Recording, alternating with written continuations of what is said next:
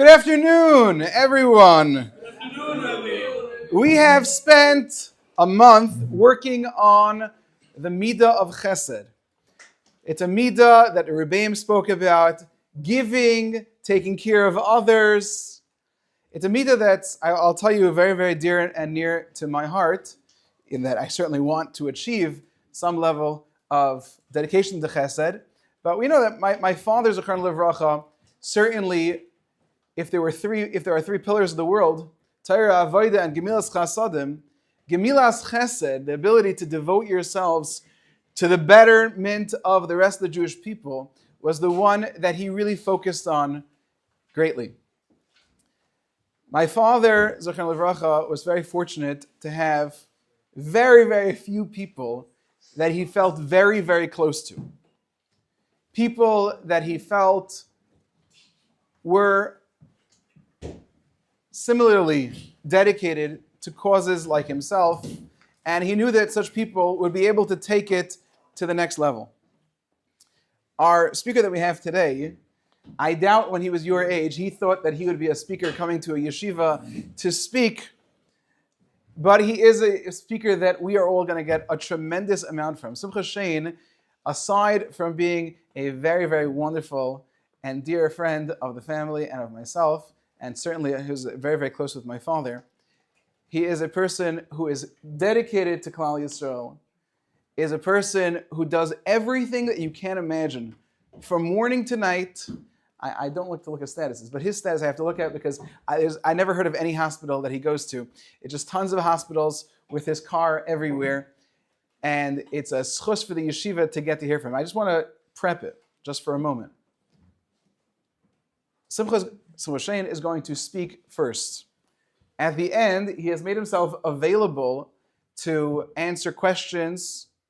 If people have questions, when people have questions, he'll answer any question on any topic, and you can really, really get a tremendous boon out of what you can learn from Simcha today. It's our schos, our privilege to hear from Simcha Shain. Please.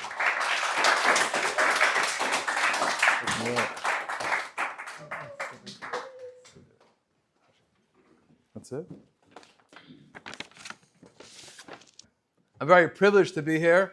I always love to talk about what I do. I love to talk about Chesed.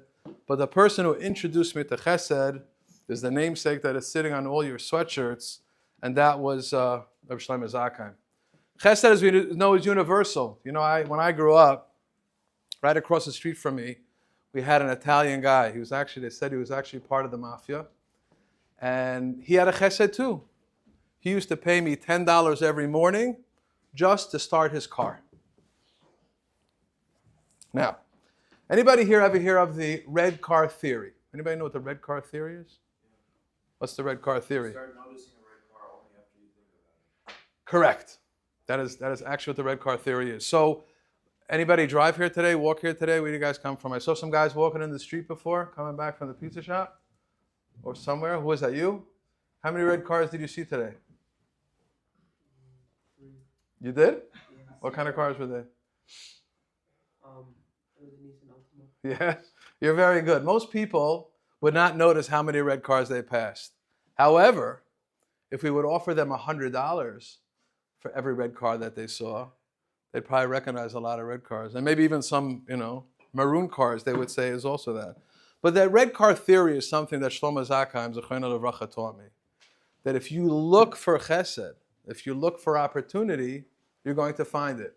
If your eyes are focused on the ground and you're not looking around, you're not going to find it. In Pirkei Avos, it always says, "Aseh lecha rav v'knei lecha chaver," and that was who Reb Shlomo Zakheim was. He was a life full of chesed. And they always say, what you want to do, if you want to find somebody to do something, of course, give it to a busy person. Not because the busy person gets to do it, but the busy person knows how to create time in their day in order to be able to get it done. And one of the things that people learn in business and investments, I'll tell you a little bit about my background, about what I do. So when people ask me what I do, I tell them I'm a Hatzalah paramedic. That's really what I do. That's my life. That's my chesed. What I do is I run a private jet charter company. But our company, we provide aircraft for corporate executives who have to go on trips. But more importantly, we We fly patients and we fly organ transplant teams around the country to pick up hearts and lungs and livers and kidneys and whatever else they might do. My phone might buzz in middle because we actually have a transplant that's going on right now in Dayton, Ohio. We're going to go pick up a heart that's going to come back to New Jersey, and Be'ez Hashem, somebody's going to get a new heart today. But Warren Buffett is one of the people that I follow. Anybody know who Warren Buffett is? One of the wealthiest people, one of the biggest investors. And he said the benefit that he has is that he gets to analyze deals before he goes into them. Unless he's very, very confident, 100%, he says no to most deals. And that works in business. Really important. In business, people throw deals at you, just say no to everything until you find that perfect deal. But in Chesed, Shlomo would say, you need to find a way to say yes. It's very simple for somebody to come up and say, can you do me a favor? And it's like, oh, I'll go down the block and bring it back. Like, I can't do it, right? I don't have the time. But if you want to focus on saying yes, you'll be able to do some great things. I remember after Reb Shlomo, who was so near and dear to me, passed away, I remember that Rabbi Eli Mansour actually spoke at his shleishim, and he spoke at Rabbi Yanki Meyer's Levaya. And he said the same exact thing. He said, the further we get away, and I'm sure Moshe has mentioned in the past, the further we get away from Har Sinai, the weaker our Torah is. There will never be another Chafetz Chaim, there'll never be another Vilna Gaon. It just can't be, because we just get weaker the further we get. There'll never be another Reb Chaim Kanievsky. But the one thing that gets stronger as we get closer to Mashiach is Chesed. Why and how? I'll tell you how. Because back, if you go in the early 1900s, right, they would do Chesed. They live in a small town in Poland or in Hungary. So Chesed was, you had a soup kitchen. They maybe helped some people make weddings, but that's as far as it went. Now Chesed goes across the world. The opportunity for Chesed, it goes out over a WhatsApp group. They have razor campaigns. Everything can happen. But Moshe is able to run such a beautiful yeshiva because of the Chesed of others. And I remember, and I just want to talk a little bit about Reb Shlomo, about what I did, the opportunities that I had with Reb Shlomo. So I met him actually on 9/11. I don't believe any of you were born then, but 9/11 was a day that really changed the world. Who would have thought that we can be attacked, that planes would come into the World Trade Center? And Reb Shlomo owned a very large ambulance company at that point, and he brought in he just kept ambulance after ambulance was coming in, and unfortunately, some of his personnel passed away when the towers collapsed. But I got to meet him that day, and then about a month after that, Shlomo created something called the Heart Team. They were concerned that there was going to be intifadas in Eretz Yisrael, and all the paramedics and doctors all have to go up to the front lines. So who's going to cover the cities? Who's going to cover Yerushalayim and Tel Aviv and Bnei Brak and Cholon?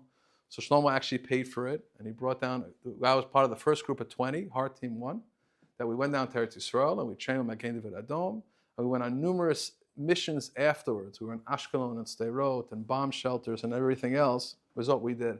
But I never understood what his blueprint was, because he was about Chesed, and he was always in shul on time, and he was always learning Daf Yomi. And I remember at the Shleishim, I went over to Rav Moshe's mother, to Dr. Faye, and I said, I got it. I know exactly Shlomo's blueprint. And we say it every day. And I'm going to show it to you. And for those, I'm sure Moshe can attest, and I'm sure Yehuda Leib can attest as well.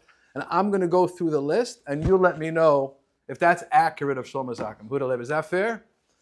There's what we say every day. Elu devarim she'ein la sha'adam oichel perisem ba'olam hazeh va'keren kayemes lo'olam haba. Elu hein. Kibadav ve'em. Shlomo was a legend, right? How he took care of his father and he took care of his mother. Right, Rav Moshe, is that correct so far? So that's check 1. No problem. Gemilas chasadim. 2. Hashkamas beis hamidrash shachas ve'arvis. Hachnasas archim. So many homes. Still continues with Dr. Faye with Hachnasas archim. Birka chaylim. Hachnasas kala.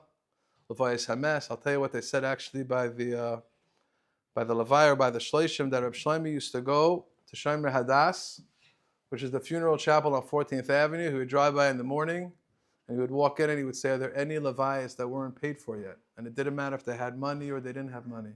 And if they said no, he would write a check to pay for that Levaya. Okay? So that's what we got. So we're up to V'vayis hames. Iyon tefillah. Hava shalom ben adam lechavera v'sama Torah. He sat and he learned every single day. So that was his blueprint. Now I don't know. I can for sure. I don't. Usually people pick one or two or three. Nobody picks all of them. But that's what he did. That was his blueprint. He was a true Eved Hashem who tried to do so much, and most of what he did was the Chesed that he did. No problem. So I grew up as a Lakewood kid, just no different than any one of you. We didn't have the resources and the amazing yeshivas and schools that we had. So I went to 4 elementary schools. I went to 7 camps. Now I didn't go to camp because I was different camps because I was thrown out of camps. But I went to camps wherever my father got the best deal is actually where I went to camp. And I'll tell you, my first business deal happened when I was going to camp. I was 11 years old. It was summer 1984. And I was going to a camp called Camp Kalrina. Camp Kalrina was a camp really for wealthy people. My parents didn't have the money to send me to an expensive camp. My father knew Mr. Greenwald, and my father reached out to him before camp, and he gave him an offer of $300 for me to come to camp. Mr. Greenwald says, $300, I can't take you to camp for $300. Camp costs like $1,100 then. So my father said, I'll call you back. 3 days after camp starts, my father calls and says, any empty beds available? He goes, yeah, we actually have one empty bed in Bunk Anshe Knesset Hagadola. And if you want to send, you can. So my father sends me the next day. My father had work to do. So he sent me up to camp with a plastic salesman. His name was Alan Dershowitz.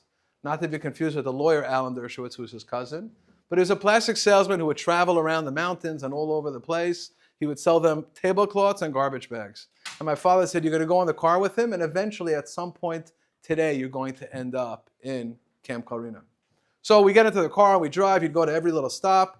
He would put the window down because he wouldn't leave the car on because it cost money for fuel. And it wasn't illegal then, you wouldn't get arrested. And I would sit there and I would wait while he went out. Before I left the camp, my father gave me a couple dollars. When I say a couple, literally a couple dollars. He gave me $4 so that I can call home every Friday. Now I knew I wasn't calling home every Friday, so I had $4. And he gave me another $3. And my mother felt bad. And my mother actually gave me 2 pans of frozen cake to take with me. That was it. I didn't know if I was going to take it to camp or throw it in the garbage, but I took the cakes with me. And the last stop that we made before we got to Camp Kalrina was in a camp called Camp Shain. Sounds the same as mine, spelled a little different, spelled S-H-A-N-E. But Moshe, did you ever hear of Camp Shain? Never. Did you? What was Camp Shain? I know it was in the cats. Do you know what it was? It was a Weight Watchers camp. Oh, really? It was a Weight Watchers camp for large, rich children. Yeah. It was based in Ferndale, right near Camp Aguda. Right?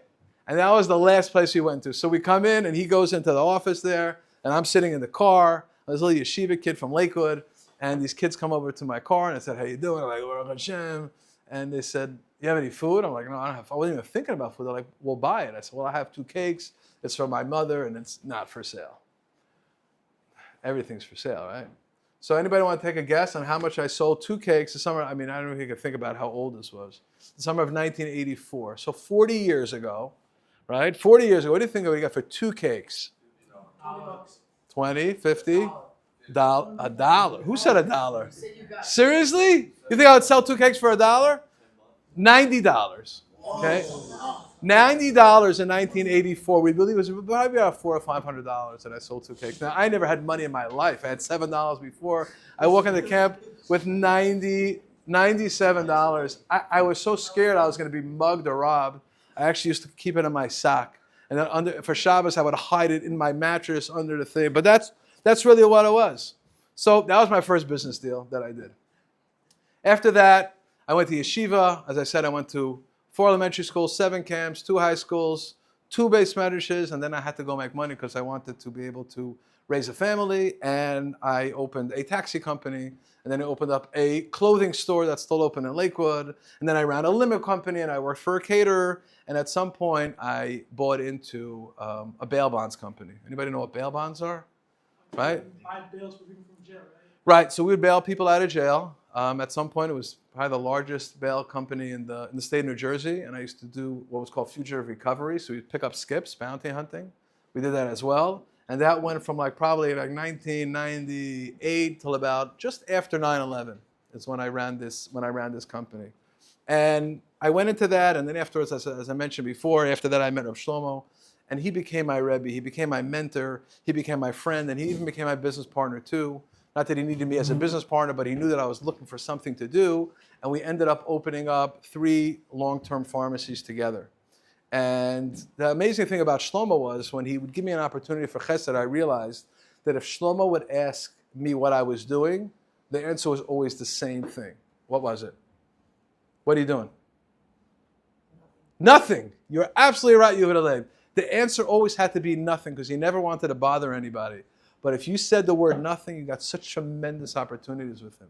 And because we had these tremendous opportunities, one day he asked me, I was sitting in the office, he goes, what are you doing? And I said, nothing. He goes, you want to go to Camp Simcha? I said, what's Camp Simcha? Now I heard about it, but I was never there before. So we get into his car and we go down to the FDR Drive, and next thing we know, there's a helicopter sitting there, and 43 minutes later, we're in Camp Simcha. And that's where he brought me in. He said, what are you doing this summer? What did I say? Nothing. Nothing, correct. And I became a paramedic in Camp Simcha. And then one day I was sitting in his office, and he says, I was sitting at home, and he says, what are you doing today? And I said, nothing. And he said, bring your passport and come to New York. So I got my passport. I didn't ask any more questions. I got my passport. I got into the car. And next thing you know, we ended up in Havana, Cuba. You couldn't guess Cuba? Seriously? We went to Havana, Cuba. Actually, I shouldn't say that day, because that day we were actually on our way to Havana, Cuba. We're in the airport. We're on the way to the airport on the Bell Parkway. And Reb Shlomo got a message to pull over to the side. It was an email he was getting in Spanish. It wasn't as easy to get emails then as it is to get right now on our phone. He pulls over and he says, do you know Spanish? And I said, no, I don't know any Spanish. He says, what does arrestido mean? I said, arrestido? I don't know. Arresto? I don't know. Arrested? Yeah, that's what you're thinking, man. We had no way to Google it, but we got told that if we show up today, they're going to arrest us because we were going with Samuel to go do a Mila in Cuba. So we came back home. Your mother was very surprised because we had left. And then 30 minutes later, we're back home. And she's like, what do you mean? I'm going out to dinner now with my friends. But anyway, exactly.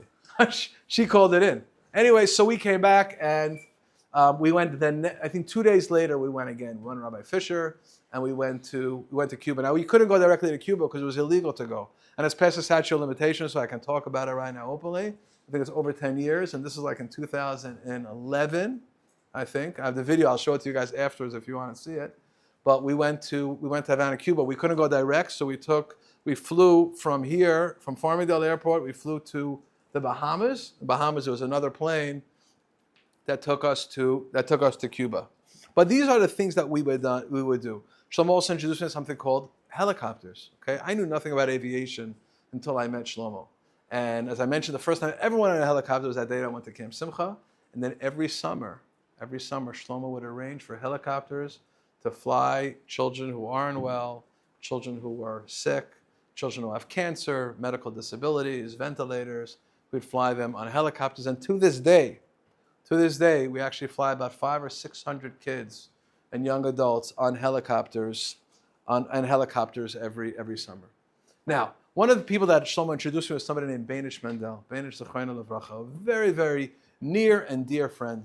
Beinish, unfortunately, was sick as well.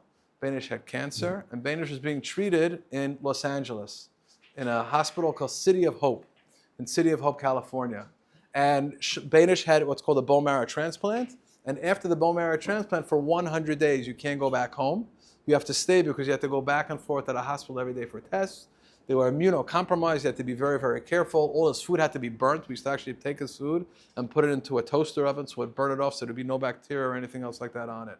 One morning, I was sitting out there, and actually that weekend that we were there, Shlomo came with a bunch of people that he flew in to surprise Beinish for Shabbos.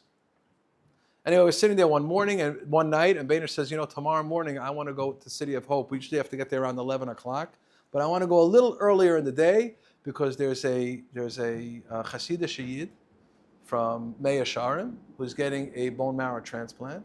And because I know what a bone marrow transplant was, and because I am a Kohen, I want to go before his procedure, and I want to give him a Birchas Kohen. He took his Kohen job very, very seriously. And we said, okay, and we get into the car, we leave early in the morning, and we're driving, we get stuck in horrible, horrible Los Angeles traffic, and we finally show up to City of Hope.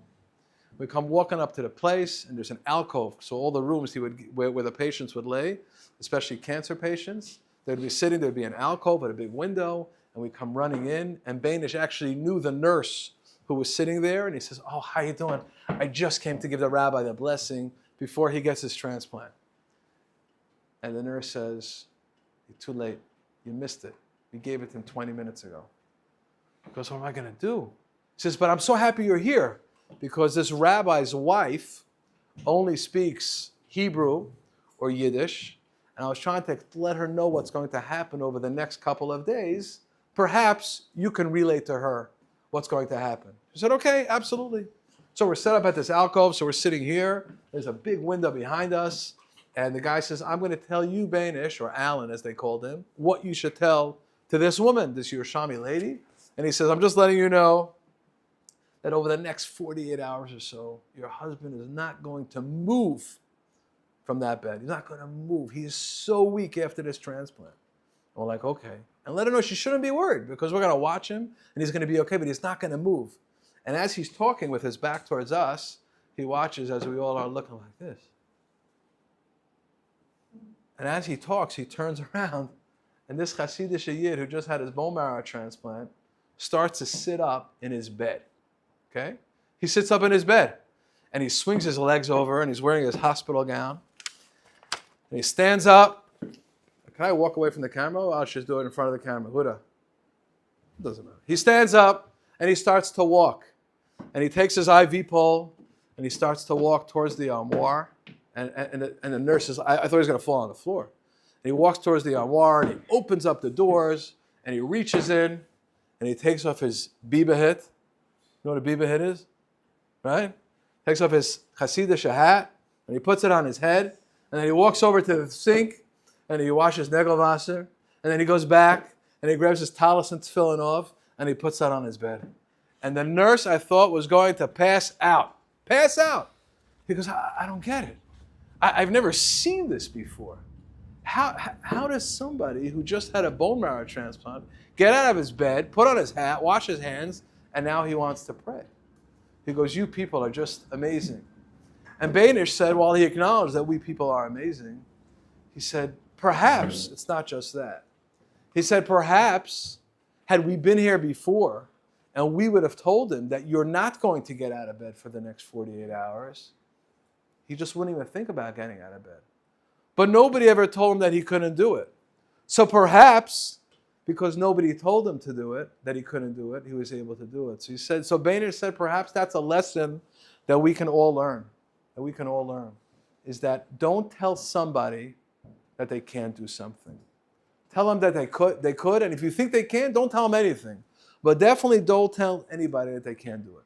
One of the things that Shlomo always told us as well was to always make a Kiddush Hashem. Wherever you go, people look at you. You're wearing a hat on your head. You're wearing an Or Shlomo sweatshirt. People, it's a uniform that we wear. And you always have to make sure to do that. So I mentioned before I'm in the aviation business. And last year, just around a little after Pesach time, I was trying to get into this conference called the NBAA conference. It's a National Business Aviation Association conference that takes place in White Plains, an airport, once a year. Very hard to get in, very few spots available. It books up in the first 15 minutes that the show opens up online. All the booths are taken. I was growing my business because we have, as I said, we built an app for a thing called urgentflights.com, and I was gonna launch it at this conference. And I remember it was about a month before the conference, and I'm talking to somebody about the dates, and I'm going, and he's like, "So is that before Shavuos or after Shavuos?" I said, No, it's before Shavuos. Shavuos is the next week. He goes, "Can you tell me those dates again?" And I tell him, he goes, "No, I think Shavuos is that week." I said, "No, it's not. I checked. I remember I Googled when Shavuos is going to be." He said, "Maybe you Googled 2023 and not 2024. I thought I was going to pass out. And I open my phone and I look. It's Shavuos. Shavuos is starting Tuesday night. This conference was Wednesday morning, first day Shavuos.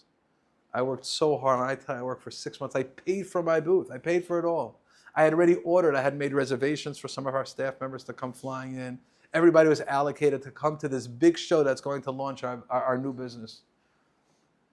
And I said, "Not doing it. We're not doing it." And I have some non-Jewish people who work, and they said, "Listen, this is the biggest show ever. We'll go. We'll go." said, it's a question I would ask myself all the time. You know what it is? What would Shlomo do? I said, I cannot go to this show. So I called him up. I called up the NBAA and I said, you wouldn't believe it. I booked the event and I can't go to your show. So I'm going to cancel. They said, you can cancel. You don't get your money back. I said, I don't get my money back. Okay. I'm not going to cancel. I said, I'm going to keep the booth. And I put a sign in the booth that said, this booth is closed for the holiday of Shavuos. No apologies, no nothing. But that's what our booth said, because it's about making a Kiddush Hashem. Now, I don't know how many people there knew what the holiday of Shavuos is, but it's important to do that. And I'll tell you where I learned this part from. There's somebody in Lakewood. His name is Jack Mueller, Rabbi Yankel Mueller. He's my father's age, been around for a very, very long time. And I heard a story from a friend of mine named Morty Eisenberg, who used to work for him. He used to have 2 seats on the New York Stock Exchange. He was called I don't know if they call it a broker dealer, whatever he was, but he used to sell stocks. He used to market stocks, and he had 2 seats on the New York Stock Exchange. And one time before Pesach, Jack Mueller calls in my friend Morty Eisenberg, and he says, Morty, I need you to just leave a message on the voicemail that says, we are closed, okay, for these 2 days for Pesach.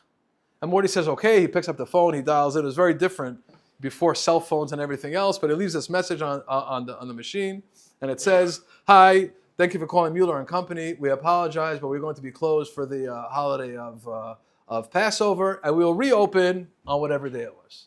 And he walks back in, and Jack Mueller hears it, and he says, nope, got to re-record it. Anybody know what was wrong with the message? I just told you guys what the message was. Who said apology? Apology. What's wrong with an apology? We're not sorry. You're absolutely right. Because he said, we are not. He said, you can say the same message again. Just take out those words. I apologize. Because we're not sorry, because we keep Yom Tov. And that's what we do. And we'll always get this chusim of keeping Yom Tov and everything else that they do. So that's what we did. There was no apology on our note. Our note merely said that this booth from Paraflight and UrgentFlights.com is closed for the holiday of Shavuos. And I will just tell you that just last week we actually booked for 2025. It's going to be in June. And it actually takes place the day after Shavuos. Shavuos actually is going to be Sunday night, Monday, Tuesday. And this is going to be on Wednesday. So that's something that we've learned. But I want to tell you guys about something that took place many, many years ago, before I was even born. And then we're going to open it up to questions. Okay? In the 1950s, there was a Dr. Kurt Richter in Harvard University. Anybody ever hear of Harvard University in Boston? And he decided to do some research. And what they did was they wanted to try to figure out how long rats, you might see them walking around in Brooklyn somewhere, but how long rats could actually tread water before they would drown. That's what he did. So they took all these rats and they put them into these like buckets of water, and on average, the rats lasted about 15 minutes. They would tread water for 15 minutes, and they would sink to the bottom. And as soon as they would sink, they don't let them die. As soon as they would sink, the researchers would pick up these rats, they would towel them off, and they would allow them to rest for a few minutes, and they would place them back in. Okay? So we just said how long? 15 minutes? Right? On the second time around, how long do you guys think they lasted? Now keep in mind, they swam until absolute failure just a few minutes ago. How long? 15 minutes. Who said 15 hours? Who said 15 hours? Okay. I'll say a minute or two. A minute or two. Okay, we're getting there. Ramosha, how long do you think they lasted? 25. Okay. There must be a cheshbon of 25. You? 10 seconds. 10 seconds. 20 minutes. An hour. Who said 15 hours? You were close, but you were not close. 60 hours. 60 hours. That, if you go to your math class, would be 240 times as long as they lasted on their initial 15 minutes. So what's pshat? What happened? Why do you think that happened? Psychological Psychological? factor. That what? That they knew that You are. What is your name? Yaakov. That is brilliant, because the researchers in Harvard agree with you.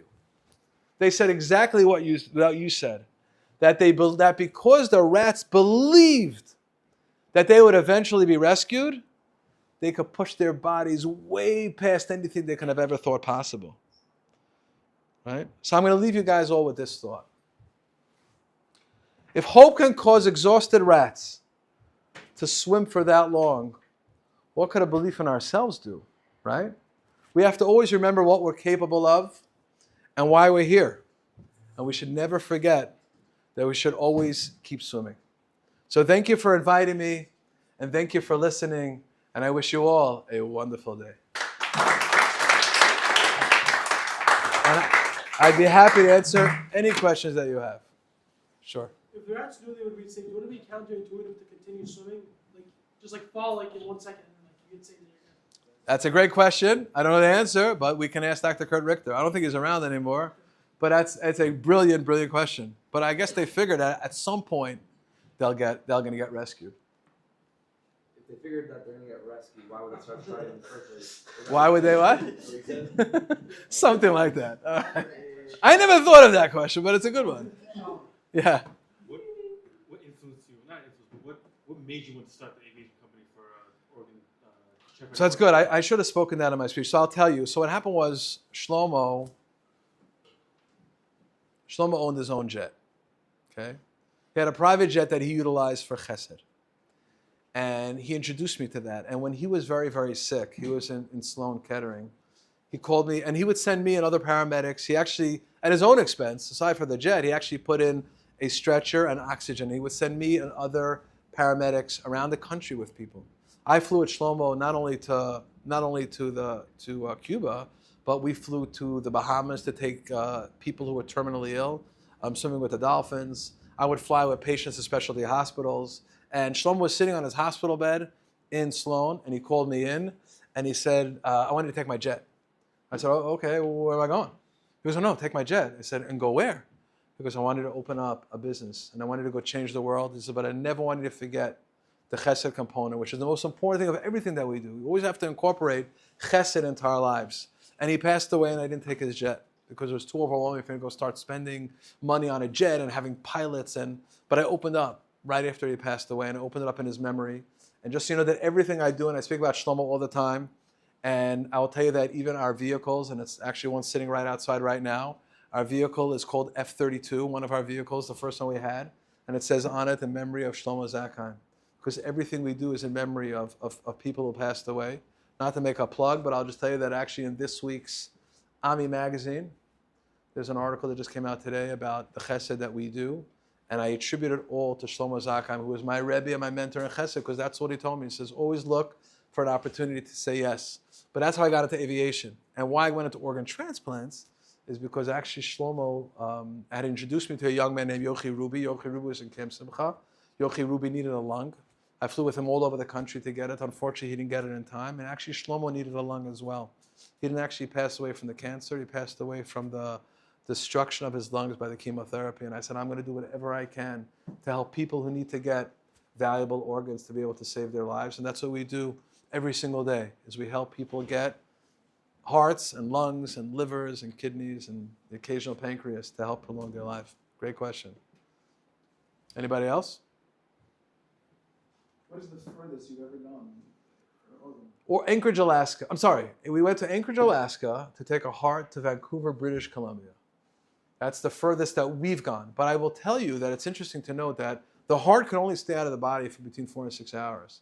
So generally our trips are anywhere between 40 minutes flight time up to 245. So we have transplant centers in Florida, so we'll go to Puerto Rico.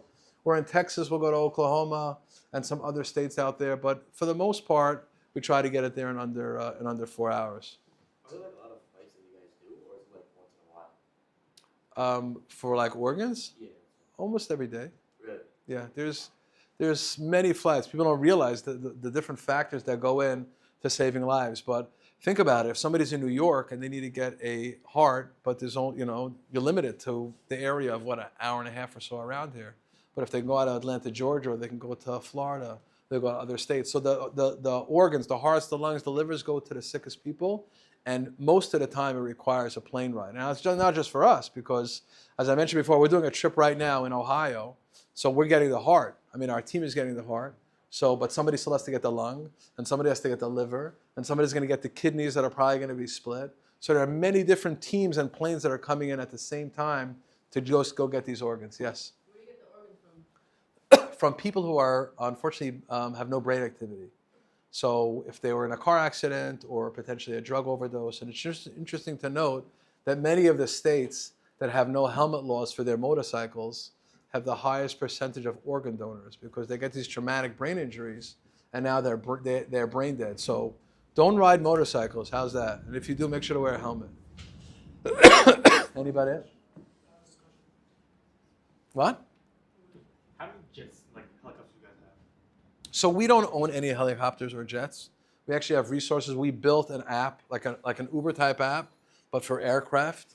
We have about 100, I think as of this morning, 184 operators are there, representing about 1,500 aircraft that we have on our app. So we can go out and source it so we can grow. So if you build a business, whatever it might be, and that was a decision that we made when we started our business, that we wanted to be able to scale, but we wanted to remain asset light so we can expand very quickly. Does anybody know who the largest taxi company is in the world? Uber. You're correct. How many cars do they own? Zero.